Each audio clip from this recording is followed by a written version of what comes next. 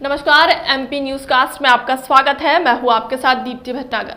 आइए शुरुआत करते हैं दिन भर की कुछ खास खबरों के साथ। आज आप लोगों को दो ऐसे समाजसेवी और वन जल जीवन सुरक्षा व्यवस्था को चुस्त दुरुस्त करने का प्रयास हमेशा करते रहते हैं, जिन्हें कोई किसी से किसी तरह का लालच नहीं रहता और निरंतर प्रयास इनका यही रहा है कि समाज में फैली कुरीतियों को दूर कर वन जल जीवन सुरक्षा व्यवस्था को बढ़ाएं। आप लोगों को बता दें कि Gyanendra Pratap Singh Sita Singh junior high school के प्रबंधक है और दूसरे भाई धर्मेंद्र आठ के नाम से मशहूर है और इन दोनों को कभी निराश होते नहीं देखा गया। इन लोगों का मानना है कि समाज में व्याप्त कुरीतियों को समाप्त कर कुछ सर्व समाज के लिए करना चाहिए, जिससे आत्मविश्वास और मन को शांति मिले। इन्हीं सब बातों को ध्यान में रखकर जैसे सरकार द्वारा नई गाइडलाइन के बैनर पोस्टर जो समाज के लाभदायक हो यह काम निःशुल्क करते हैं।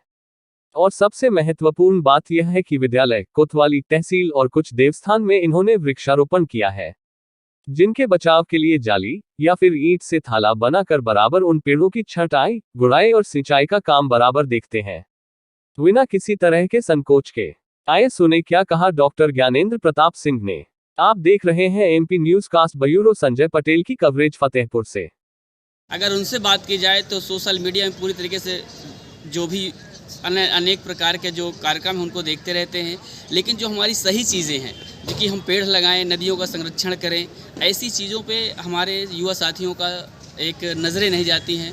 तो हम युवा साथियों से कहना चाहते हैं कि युवा साथी जो भी हम लोग अपने एक विज़न बनाएं, एक गार्डन बनाएं और अपने जीवन में सब लोग प्रयास करें कि हमारा कोई भी कार्यक्रम हो, हमारे बच्चे का बर्थडे हो, हमारी मैरिज एनिवर्सरी हो, हमारी कोई भी इम्पॉर्टेंट डेट्स हो, 15 अगस्त हो, 26 जनवरी हो, ऐसी कोई भी डेट्स हो, हमको पेड़ लगाना चाहिए और उनकी परवरिश करनी चाहिए और यही हम पूरे पर्यावरण को संरक्षित कर सकते हैं। जैसा कि लोगों का ये भी मानना है कि किसी एनजीओ के तहत आप ऐसा करते हैं और उसका बजट भी, तो क्या ऐसा कुछ है क्या? वो तो किसी को कुछ भी कह सकता है, लेकिन मैं बता दूं कि हमारे पास कोई एनजीओ नहीं है और मैं एक विद्यालय का प्रबंधक हूं और उस विद्यालय में सीता सिंह जूनियर स्कूल का प्रबंधक हूं और मेरे भाई साहब हैं धर्मेंद्र आर्ट ऐसे प्रतिष्ठान से संचालित करते हैं और वो भी उनका व्यवसाय है। किसी के पास कोई टाइम नहीं है, लेकिन हर एक व्यक्ति को अपने जीवन में कुछ संकल्प लेना चाहिए, उस संकल्प को आगे बढ़ाना चाहिए और ये जो पेड़ों को संरक्षित करने के लिए और पेड़ों को लगाने के लिए, पौधों को लगाने के लिए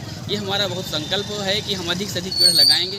इसमें कोई एनजीओ नहीं है और कोई भी ऐसा कोई फंडिंग नहीं है कि हम लोग उसको फंड का उपयोग करते हैं। बस ये है कि हम अधिक से अधिक लोग संदेशा देना चाहते हैं, चाहे प्रशासन के लोग हों या कोई अन्य हमारे जो गांव के प्रधान हों या कोई भी एम्प्लॉई हो, हम सबको केवल संदेश देना चाहते हैं कि इसमें एनजीओ और किसी फंडिंग कोई रिलेशन नहीं है, बट किसी आदमी के एक सोच होनी चाहिए कि हम ये कर सकते हैं। तो इसमें किसी एनजीओ की न किसी बहुत बड़े फंड की कोई ज़रूरत नहीं होती। आप लोगों का परिचय क्या है? मेरा नाम ज्ञानेंद्र प्रताप सिंह है, मैं Sita Singh junior high school का प्रबंधक हूँ और मेरे भाई साहब हैं धर्मेंद्र सिंह जी, ये धर्मेंद्र आर्ट, जो कि ऐसे जो अवेयरनेस जो कार्यक्रम होते हैं उनके जो होल्डिंग बैनर होते हैं वो फ्री ऑफ कास्ट वो लोगों के बीच में, जो पब्लिक के बीच में, पब्लिक बीच में लगाते हैं।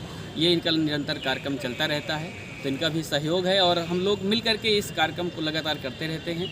और मैं अधिक से अधिक लोगों को संदेश देना चाहता हूँ कि सभी लोग मिल करके जो भी हमारे आने वाली पीढ़ी को सही तरीके से अगर हम लोग कुछ देना चाहते हैं तो पेड़ों के माध्यम से इनको संरक्षित करके हम इनको संदेशा दे सकते हैं कि हम लोग अपनी हरियाली बचाएं, पेड़ों को बचाएं और जो ऑक्सीजन की कमी होती है उसको हम पूरी करें।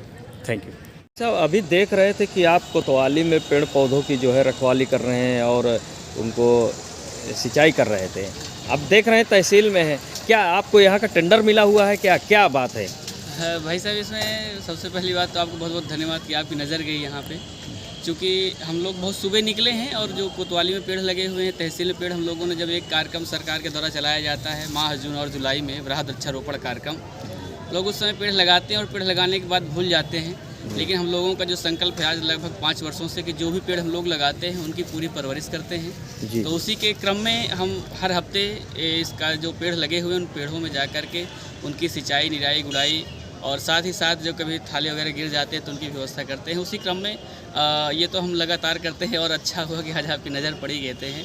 तो ये हमारा यही कार्यक्रम है जिसमें हम पेड़ जो लगाए हैं उनकी सिंचाई करते हैं। ये तो बहुत सराहनीय काम है और जैसा कि अभी तक देख रहे थे कि सरकारी दफ्तरों से ये काम निकलता है और ये जून जुलाई में जो है देखा जाता है बृहद रूप में ऐसा होता है, लेकिन उसके बाद जो है कोई दिखाई नहीं देता। आप तो निरंतर ऐसा कर रहे हैं, आपके इसके पीछे की सोच क्या है?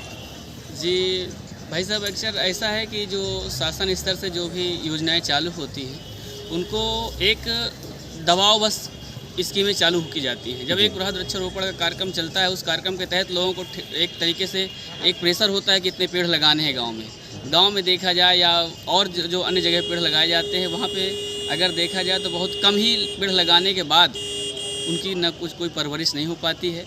लेकिन हम इसमें लगातार कि जो भी हम एक ही पेड़ लगाएं, लेकिन जो पेड़ लगाएं उसको सही तरीके से पूरी परवरिश करें।